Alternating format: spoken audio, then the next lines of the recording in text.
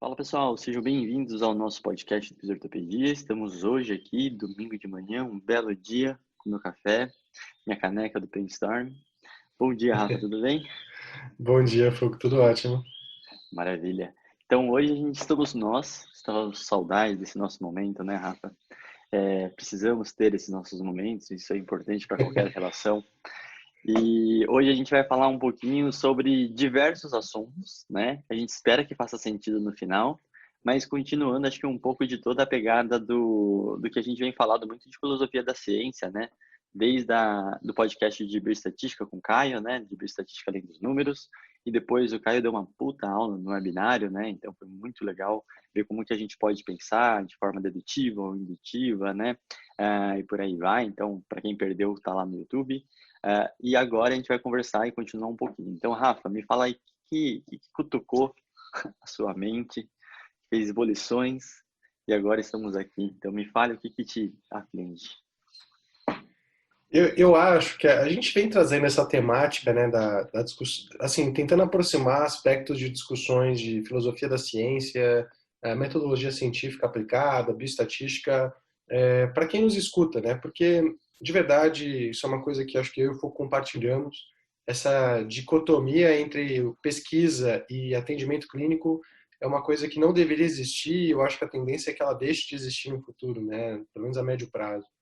Porque na medida que o ato, né, de novo citando Luiz Cláudio Corrêa, medicina ou qualquer profissional de saúde é o ato de você escolher o melhor caminho. Como é que você sabe qual é o melhor caminho se você não conseguir ler ou se embasar, né, na área ou na ciência que, na verdade, tenta te mostrar isso? Então, a gente precisa aprender a ler um pouco, beber da fonte para a gente poder ajudar e saber qual que pode ser o melhor caminho para o nosso paciente e tomar essa decisão junto com ele, né?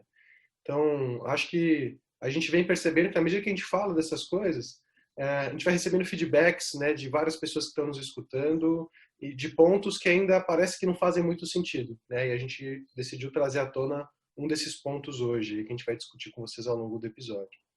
Perfeito. E quando a gente tem falado muito dessa transferência, né, da ciência para a prática, eu acho que tem um processo que tem que ter dos dois lados, né, aonde o cara que é clínico exclusivamente, ele tem que saber todo o processo científico, então a gente está falando de um letramento em saúde, em ciência, aonde a pessoa tem que entender as etapas de todo o processo, né, e eu acho que agora com essa questão da vacina, nada mais claro do que esse baixo letramento de uma forma popular, né? E isso falando dos outros profissionais da saúde, né? Então, pessoas que estão na linha de frente, muito deles realmente está querendo apenas procurar o tratamento, né? O tratamento ele é importante, o que fazer é importante, ele é muito importante. Mas sem todo o conhecimento prévio do que a gente vai conversar hoje, ele naturalmente acaba ficando muito superficial e muito cego ao que acontece no dia a dia, né? Entendendo o quanto de ilusões e vieses que tem, né? Então, em cima disso, né, a gente vai começar com um tema relacionado à parte de plausibilidade biológica, né? E quer falar alguma coisa antes, Rafa? Ou posso ir para a verdade? Eu queria só levantar um ponto antes de tudo, né? Eu acho que, bom, de novo, quem não assistiu ao webinar do Caio e do Espanhol com o Fulco, tá no YouTube, então assistam. É interessante as discussões que eles trouxeram à tona. E a gente tem que pensar uma coisa, assim, filosofia da ciência é muito grande, né? Mas eu acho que tem um ponto especial que a gente tem que trazer aqui antes de começar essa discussão, que é, quando a gente fala de saúde, uma coisa importante que a gente tem que entender é que o ônus da prova está na ação. O que é isso, Uhum, né? Quando a gente pensa no direito, as pessoas elas são inocentes até que se prove o contrário, porque foi decidido, né, como sociedade, que se o oposto acontecesse, o que poderia acontecer se as pessoas fossem culpadas até que se provasse que elas eram inocentes? Muita gente ia ser considerada culpado dado que ela é inocente. A gente chama isso de erro do tipo 1, né? Então, como sociedade e dentro da filosofia do direito, estabeleceu-se que, olha, a hipótese nula é que as pessoas são inocentes até que se prove o contrário. Porque o erro que mais acontece quando você tenta achar o melhor caminho é você falar que algo funciona ou que algo acontece quando ele não acontece. O erro do tipo 1. E aí, dado, né, a parte ética, bom, então se esse erro é o mais provável de acontecer, vamos deixar as pessoas como inocentes até que se provem o contrário, né? Então, o direito se Uhum. estabelece dessa forma. E a saúde, ela se estabelece em falar que algo não funciona e que, portanto, nós não devemos fazer até que a gente tenha evidências do contrário. Perfeito. Então, na ciência da saúde, não é fazer até que a gente descubra que não fazer ou que a gente não deve fazer porque algo tende a não funcionar. Né? É justamente o oposto. Né? Por ética, por não submeter pacientes a tratamentos necessários e por não cobrar por um serviço que a gente talvez, né, não saiba se de fato é efetivo, a ética e a filosofia da ciência na saúde dizem que o ônus está na ação. Então, a gente tem que mostrar que algo funciona para, então, aplicar ou implementar aquela solução. Perfeito. E isso é um assunto muito interessante, né? Porque para quem já viu minha aula de metodologia, eu tenho 2 slides que eu sempre explico do que seria a utopia científica, né? E o que seria o que acontece na prática, né? Então, o que o Rafa falou nada mais é do que o nosso dia a dia de modas e trends de técnicas da fisioterapia, onde primeiro se populariza as técnicas, independente se ela é nova ou não, né? Então, acho que a gente, na real, está inverso, né? Tá pegando técnicas cada vez mais antigas e aí começa a usar, as pessoas começam a ver um resultado lá que parece ser interessante, sem entender o famoso na minha prática clínica funciona, né? E acaba seguindo e tentando massificar esse uso, né? E aí ele vira um grande produto. E aí isso visto de forma popular, né? Eu sempre dou exemplos que para quem trabalha com esporte, por exemplo, tem sempre algumas modas dentro das modalidades, né? E eu sempre brinco que o fisioterapeuta que trabalha com CrossFit e não sabe fazer uma técnica de liberação miofascial, provavelmente ele não conseguiria mercado lá dentro, né? Sendo que a própria liberação miofascial, a gente sabe de todas as limitações que ela tem, desde a terminologia até os efeitos reais da técnica em si, né? Então, de qualquer forma, a gente já começa a entrar um pouco nisso, né? Isso vai ser uma das coisas que a gente vai conversar. E a gente começando agora sobre a plausibilidade biológica, a gente vai falar um pouquinho dessa questão da coerência, eu poderia dizer, né? Se alguém souber de algum outro sinônimo, pode me avisar. Mas eu acho que é uma questão de quão coerente é aquela técnica que está fazendo, quanto que faz sentido a teoria daquela técnica, né? Então, uma das coisas que é muito interessante é que nós, por nosso background, toda a nossa faculdade e toda a nossa cultura, né, da análise do movimento, ela é baseada em biomecânica, a gente, cinesiologia, né, mais especificamente, a gente acaba sempre puxando o lado para alguma coisa que a gente foi treinado a ver. Então, eu lembro, e até hoje, né, grande parte das coisas e da sequência, né, de evoluções que a gente vai fazendo, acaba tendo todas as bases da biomecânica para você progredir e falar se aquilo estava certo, se aquilo estava errado, se o paciente se machucou por causa daquilo, né? E aí tem toda uma plausibilidade de, obviamente, que se o paciente tem uma dor no joelho e eu tenho uma teoria que pega e a rotação interna do fêmur acaba raspando lá na cartilagem da patela e aí acaba machucando, inflamando e aí machucando algum tecido, né? E aí você trabalhar todo o mecanismo do valgo, né, de rotação externa e abdutores para tentar diminuir esse estresse, ele é muito plausível tudo isso. E foi por isso que técnicas como essas, teorias como essas, foram tão para frente, porque o resultado dentro de alguns ensaios clínicos são realmente positivos, né? Quando começa a se comparar com outros, talvez sem grandes diferenças, que é uma coisa muito natural da ciência, então sempre duvidem quando vocês verem resultados muito gritantes a favor de alguma técnica específica. Então eu acho que isso é uma coisa bem legal de pensar, para a gente literalmente conseguir não ser enganado exclusivamente pela plausibilidade, porque fazer sentido faz, né? E em cima disso, né, falando um pouquinho até de uma outra parte que acaba sendo a cultura do fazer, que o Rafa falou, né? Muitas coisas a gente faz sem ter comprovação porque sempre foi feito, né? Então, dor aguda e gelo, por exemplo, né? Teve entorse de tornozelo, faz gelo ou faz quente? Não, porque tem que ser isso, e toda a plausibilidade, blá blá blá, vasoconstrição, e aí o cara faz o gelo para tentar diminuir o processo inflamatório, né? E aí você começa a falar que o gelo é anti-inflamatório, daí você já extrapola mais ainda, né? Então, se você for ver, né, a parte de entendimento dentro dessa ciência de base, todo esse extrapolamento que a gente acaba fazendo, né?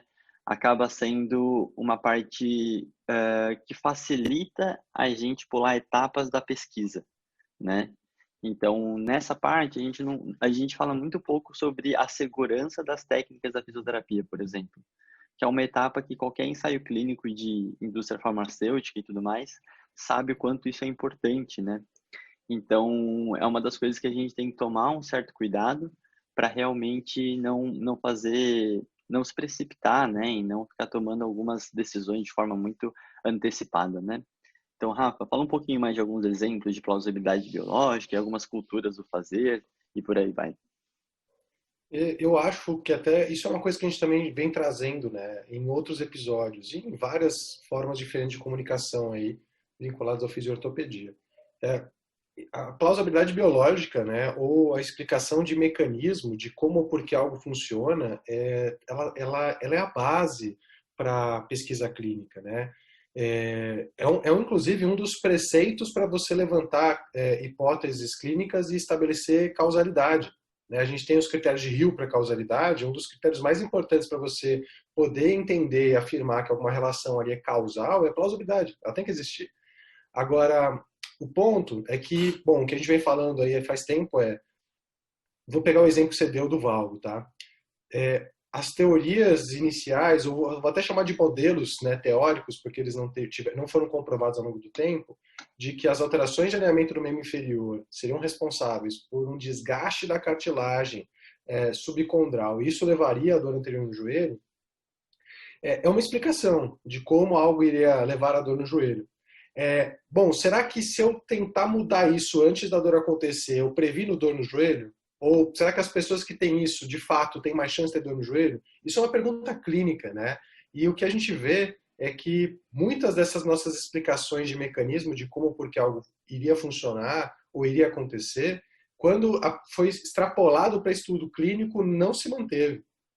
Então, a gente teve exemplos, por exemplo, que a gente gosta de dar de viscosuplementadores.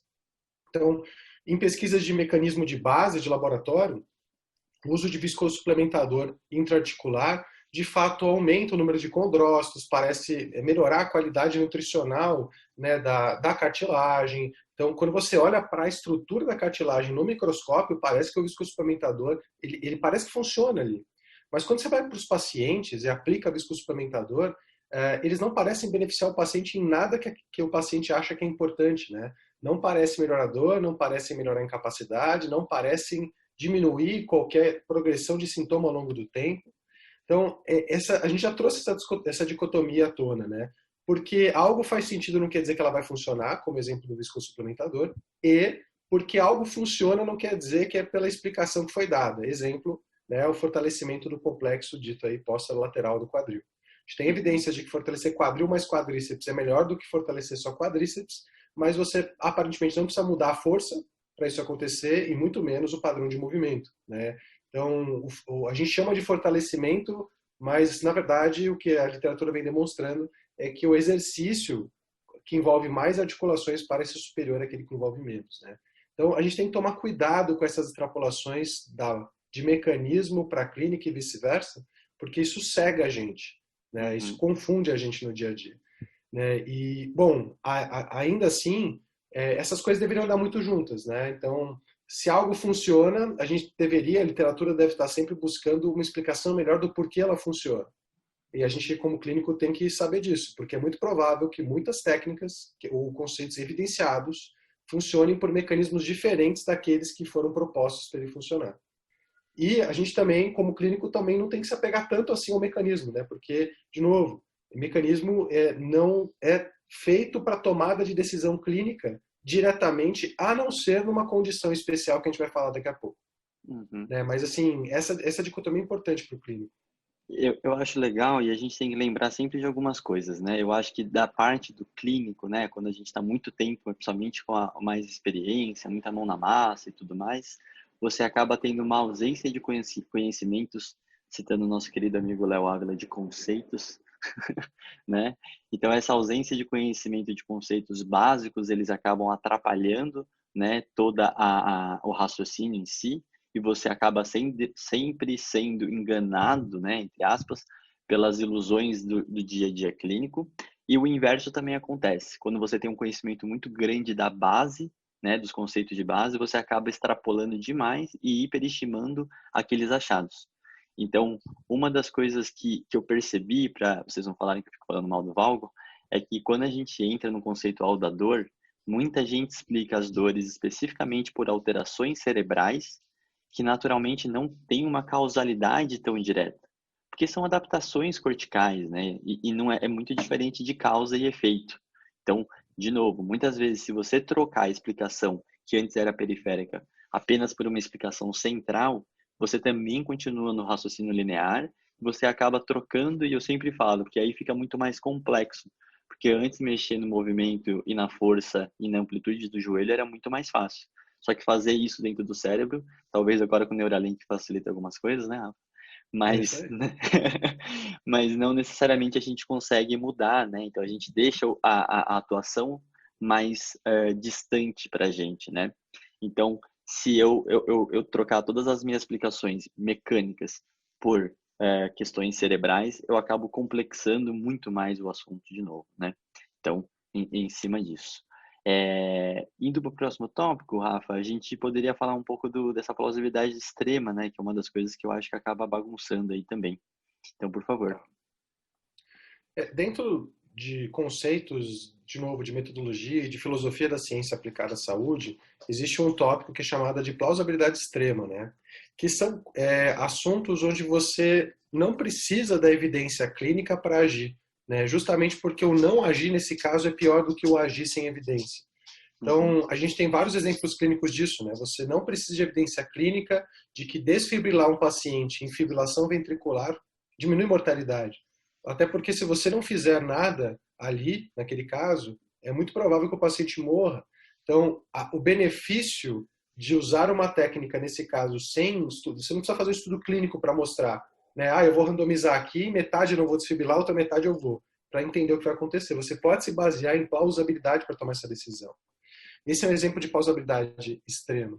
Acho que um exemplo que o Foucault já deu para a gente, que é um limite, inclusive, da ciência, pô, num protocolo de 6 meses de reabilitação pós-cirúrgica do LCA, o que é o melhor para fazer nos primeiros dias da terceira semana? Ou do terceiro mês? uhum. Isso a gente não vai ter uma resposta científica para isso, né? Porque não dá para estudar especificamente isso. Tão Então, você detalhada, sabe né? que não, né? Não dá para esmiuçar tanto assim. Você sabe que o protocolo funciona, mas o passo a passo de tomada de decisão dentro do protocolo é feito com base em plausibilidade, né? E em cima do princípio da plausibilidade extrema. E a gente não pode confundir essas coisas, esse limite da plausibilidade extrema, com uma plausibilidade normal. Por que eu estou dizendo isso? Porque, por exemplo, inverter o jogo e falar assim, então, para mim isso é plausibilidade extrema. Isso aqui é plausibilidade extrema para mim. Permite com que, por exemplo, durante uma pandemia, drogas que não têm comprovação científica e podem, inclusive, fazer mal para o paciente sejam prescritas até que se prove o contrário. Você abre Uhum, porta para esse tipo de coisa. E você abre porta para uma coisa que aconteceu na história da medicina, que foi o seguinte, vamos pegar a história da cromplastia. A cromplastia foi inventada, né, o grupo do médico Unir, ele começou a perceber que numa faixa etária entre 40 e 60 anos as pessoas vinham com dor no ombro. Tinha uma prevalência maior de dor no ombro. E aí, quando eles foram investigar, na hora que ele operava essas pessoas, ele percebia que os tendões dessas pessoas pareciam desgastados, né? Eles estavam meio com abrasões, rupturas parciais.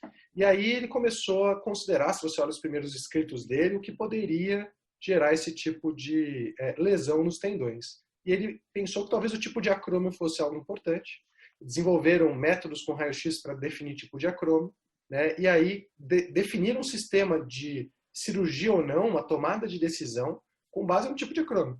Se o acrômio era tipo 3, corta fora, né, o excedente ali ósseo do acrômio, porque isso está relacionado com a dor e aumenta a chance de ter dor. Isso foi extrapolado e ensinado para vários médicos que foram passando esse conhecimento para frente, até que em 10 anos nos Estados Unidos, o número de acromoplastias aumentou 800%, sem que tivesse uma evidência clínica de que ela funcionava ou era necessária. Isso aconteceu por causa de uma falta ou o mau uso da ideia de plausibilidade extrema. qualquer congresso médico até 10 anos atrás, você escutava brigas homéricas com médico falando assim: você tem que submeter esse procedimento cirúrgico a um ensaio clínico randomizado aleatorizado que use uma cirurgia placebo, que anestesia o paciente, finge que opera ele, né? Você simula uma cirurgia, mas não opera. Faz um cortezinho e sutura ali, e o paciente não vai saber se foi operado ou não. E isso era falar, não, isso é extremamente antiético. Você está negando atendimento a quem precisa. Como você vai fazer isso, sabe? Então, olha a inversão, né, do jogo. A cirurgia não pode ser investigada porque isso é plausibilidade extrema. Você vai negar atendimento a quem precisa. E o que aconteceu, né, depois desses 10 anos, desse aumento de 800%, é que os primeiros ensaios clínicos começaram a sair sobre a acromioplastia e eles foram sistematicamente mostrando que ela não era superior à cirurgia placebo. Vamos pensar que, de novo, o Foucault falou, né? Cirurgias têm efeitos adversos. A mortalidade não é insignificante. Uma mortalidade de 2 a 3% para um procedimento desnecessário não é insignificante. Fora outros efeitos adversos. Fora o custo. Fora o sofrimento que o paciente passa, né? Por isso. E fora que é um tratamento desnecessário, aparentemente. Então, o fato de não ter sido investigado e ter se falado que tudo bem fazer, né? Porque não faz sentido, né? Eu vou negar atendimento, como assim? Fez com que as pessoas fizessem muito até que os convênios começaram a pegar essas evidências lá e falar, não, nós não vamos mais financiar esse tipo de cirurgia. E aí foi a zero, né, dentro de alguns meses, assim, depois que teve o decreto dos convênios. Então, vamos discutir um pouco isso, Foucault, essa diferença entre plausibilidade extrema e biológica, porque a plausibilidade extrema permite com que a gente tome decisões com base em plausibilidade. Sim. Enfim, esse limite é importante aí. E é uma parte que é bem legal do que a gente está conversando, né? Indo um pouco para isso, né? Eu acho que a cultura da fisioterapia e o aluno do fisioterapeuta, o aluno fisioterapeuta, né? Ou a gente como profissional, a gente como hoje, né? Tem tantos cursos e tudo mais, a gente acaba vendo uma necessidade do protocolar de step by step, né? O que eu faço? Então, assim, primeira semana faz isso, segunda semana aquilo, foi o que o Rafa falou, né? Do protocolo de LCA. No protocolo de LCA, ou qualquer reabilitação, a gente entender que todo o efeito é exclusivamente baseado pelo o seu fazer dentro do consultório, acaba se tornando muito ingênuo, né? Então a pessoa acaba perdendo aquela capacidade de analisar o contexto e principalmente uma tomada de decisão. Quando a gente fala que a gente precisa de uma independência da pessoa, né? Eu acho que é um pouco disso. E eu vejo muito pelas discussões da Ana Maria, normalmente, quando que vocês trazem dúvidas clínicas para a gente? Quando dá errado. E essa dificuldade de lidar com uma solução de problemas e você tentar, eu posso fazer isso, eu não posso. Aí eu acho que entra um pouco nessa questão da plausibilidade, da biológica, da extrema, mas muito no sentido de até onde que extrapola, né? Até onde que é saudável eu expandir o meu raciocínio, né? Então, é muito complexo todo esse assunto. Então, vocês reparem que a gente vira e mexe, volta nesse tópico, né, de formas diferentes, né? Então, porque continua a mesma problemática, né? Então, até no sentido de o que muitos fisioterapeutas influencers aí, né, eles acabam vendendo o step by step. E aí isso acaba sendo mais fácil para o fisioterapeuta consumir, abraçar aquela ideia e ele acaba sendo muito mais julgado, né, superior, porque ele está mostrando o que você tem que fazer. E longe de nós querer ensinar para alguém o que ela tem que fazer, né? A gente quer todos os conhecimentos, passar toda a questão de conhecimentos básicos, algumas coisas que interferem nessa tomada de decisão, como a gente está falando, né? E em cima disso, que você, fisioterapeuta, consiga ter essa liberdade para depois discutir um caso com a outra pessoa, mas de uma forma que seja um pouco mais, um pouco menos o que fazer, né?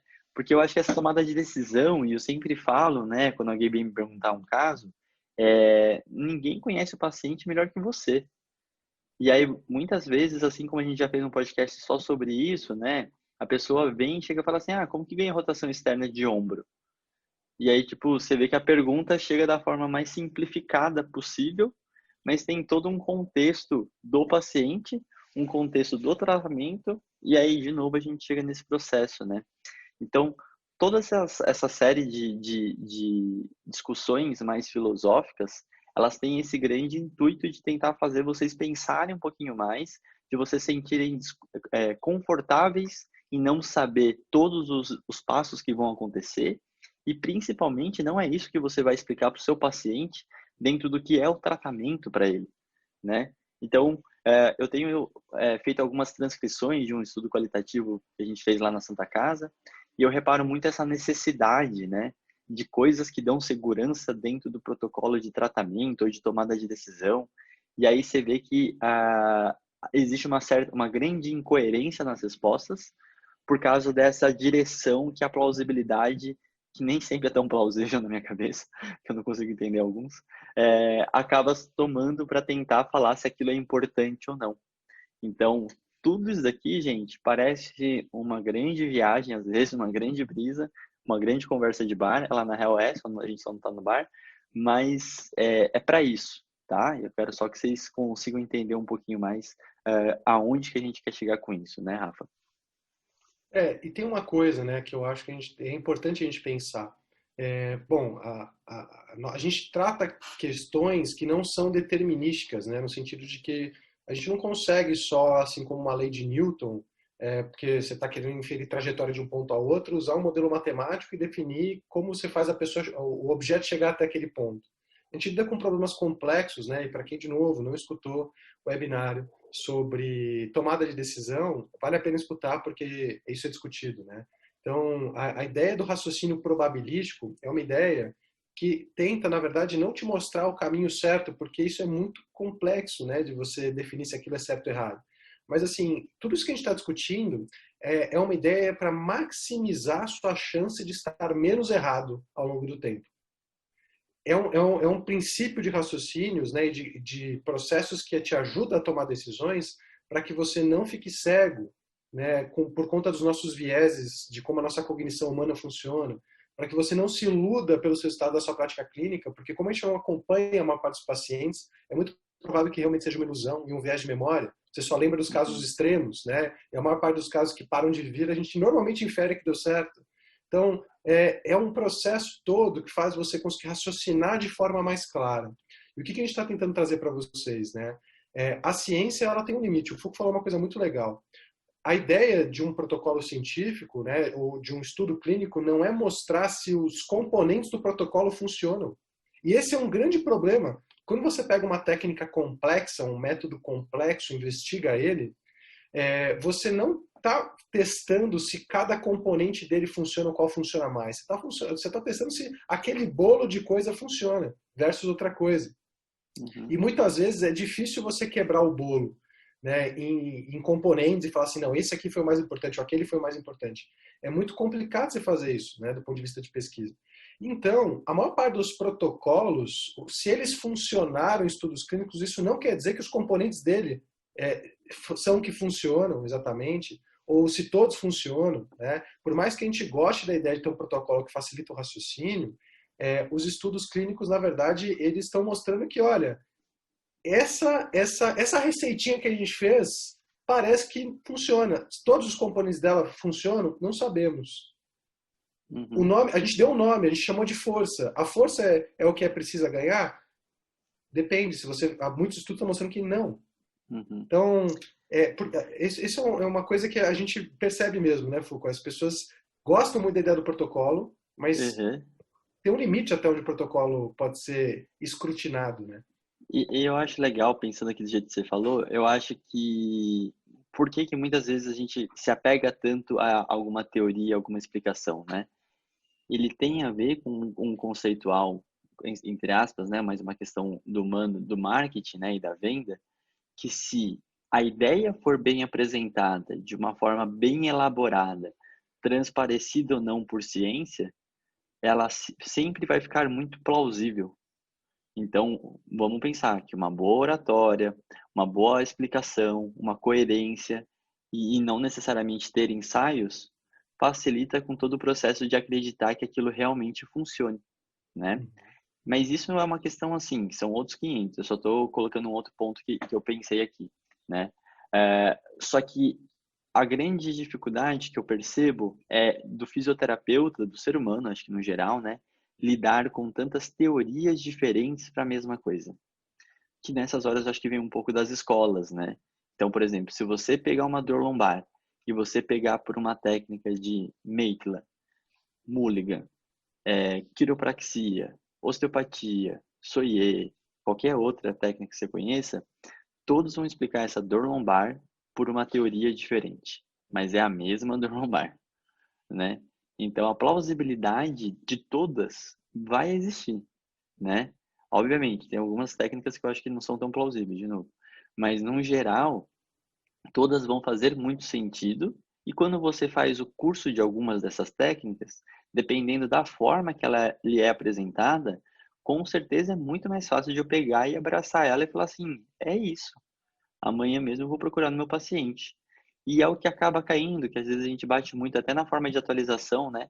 Qual que é a atualização das pessoas? Ah, vou fazer um curso de terapia manual de osteopatia. Legal, o cara fez. Aí, final de semana seguinte, pô, agora eu vou fazer de quiro. Esse eu não tenho ainda, não sei. Eles devem ter alguma coisa diferente para eu aprender. E aí, nessa, você começa a ter uma viagem dentro das teorias, não necessariamente da realmente comprovação científica ou até de um raciocínio científico mais apurado, né? Então, acho que tem um pouco do nosso comportamento como estudante, no geral, que facilita se bagunçar, né? Porque a gente vai se alimentando e se bebedando de tantas fontes diferentes sem conseguir unir, né? Então, acho que essa questão da necessidade de preencher com mais técnicas e tudo mais é a grande problemática em cima disso, né? Não, Então, assim, o clínico, a gente sabe disso, né? A gente, como clínico, na verdade, a gente faz a gente combina múltiplas intervenções, né, no paciente. Eu acho que, ao não saber muito bem o mecanismo, né, de ação delas, a gente pode estar fazendo 5, 6 abordagens diferentes que não somam efeito, às vezes, né? uhum, Você vai lá, aí você faz uma técnica de manipulação. Aí você vai lá e faz uma técnica de mobilização articular. Aí você vai lá e faz uma técnica de ponto isquêmico e depois entra com uma técnica de ação.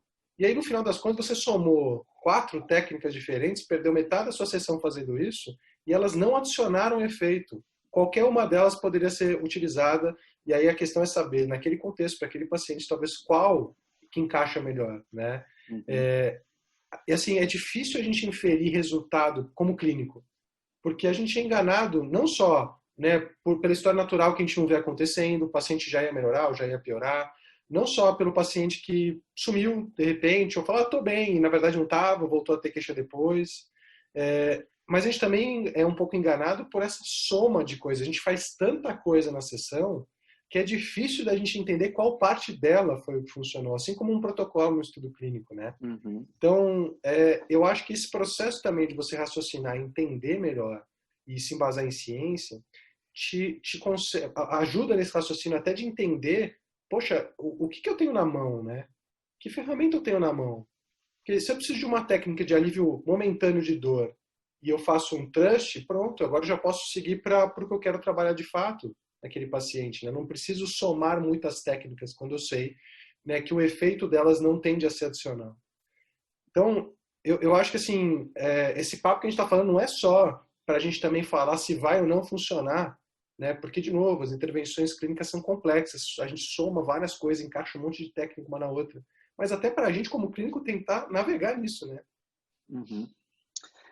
Esse é um assunto meio infinito, né? Que a gente acaba sempre repetindo até alguns exemplos, né? Mas hoje, particularmente, eu leio muito poucos ensaios clínicos que comparam uma técnica versus a outra, e aí você faz uma somatória de mais uma ou outra. Então, assim, o que o pessoal tem chamado de controle hoje tem muito a ver com uma superioridade que você quer saber de uma técnica perante a outra, mais do que qualquer coisa. E essa superioridade entre técnicas é uma busca meio vaga, né? Eu gosto sempre de repetir isso, porque senão a gente vai sempre ficar meio que tentando achar o melhor, né? Esse melhor, ele é meio que uma grande combinação que não é necessariamente testável, né? E eu acho que tem algumas coisas em relação a modelos complexos que talvez, né, expliquem um pouco mais fácil como isso vai interagir futuramente, né? Mas aí a gente tem problemáticas que eu acho que é uma questão até da evolução metodológica e científica que a gente ainda tem para evoluir, né?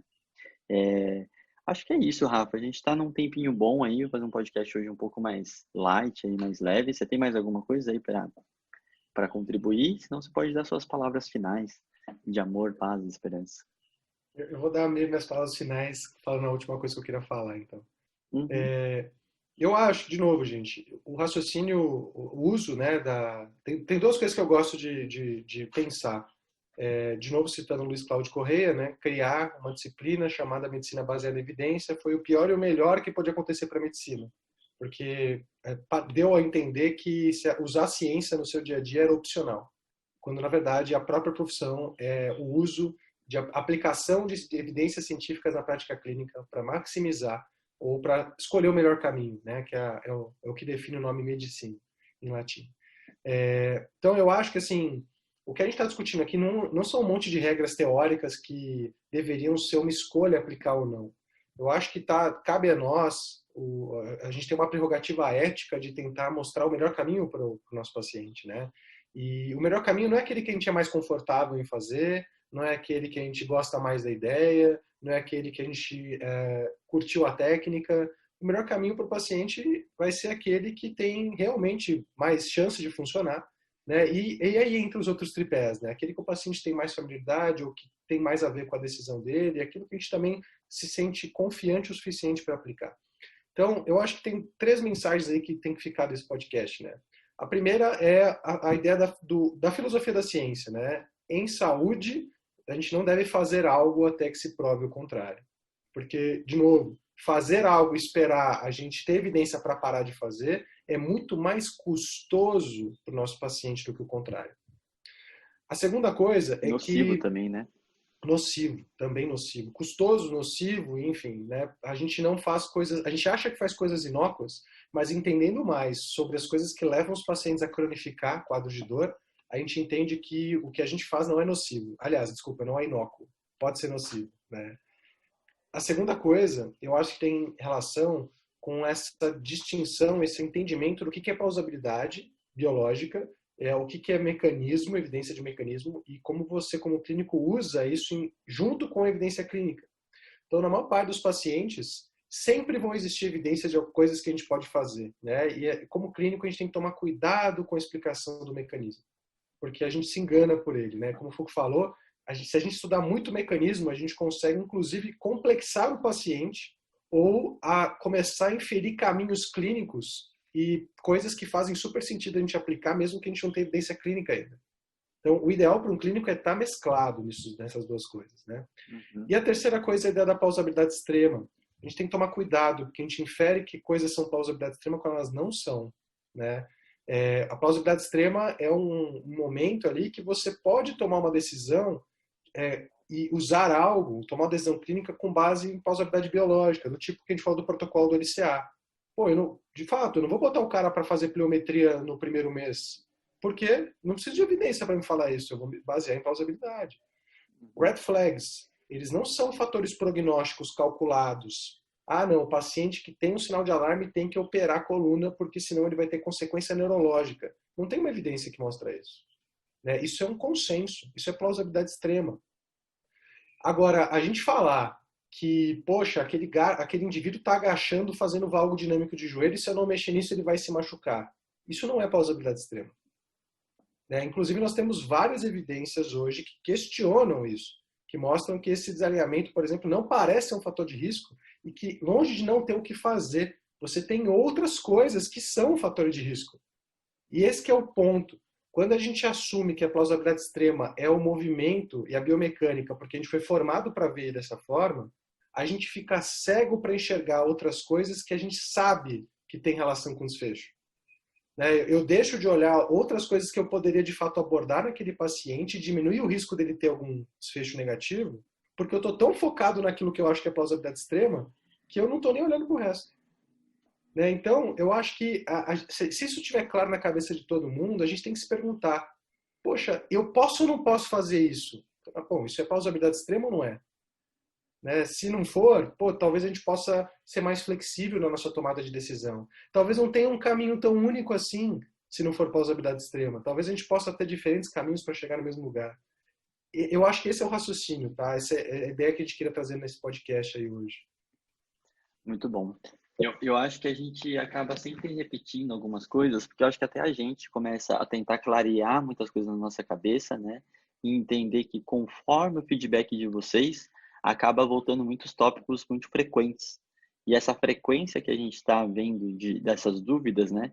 Faz com que a gente acaba tentando mostrar de formas diferentes raciocínios parecidos, né? De uma certa forma. Ou para um momento específico, realmente para conversar sobre eles. Então, aqui muito diferente de qualquer, sei lá, né, como a gente falou, a gente já não gosta de protocolo, né, mas no sentido de conseguir clarear alguns aspectos que a gente discute com uma grande frequência que melhore a prática clínica e alivie muitos clínicos que ficam bagunçados dentro de tantas teorias ou a busca incessante do que está certo ou que está errado, tá? Então, acho que é isso. A gente agradece todo mundo aí. E semana que vem, só para vocês lembrarem, ou saberem, na real, né? A gente vai ter uma semana especial de dor lombar. Então, fiquem atentos aí que semana que vem tem mais. Certo? Então, galera, muito obrigado. Valeu. Até a próxima. Falou, falou, Rafa. Tchau, tchau. Falou, até mais. Falou, pessoal.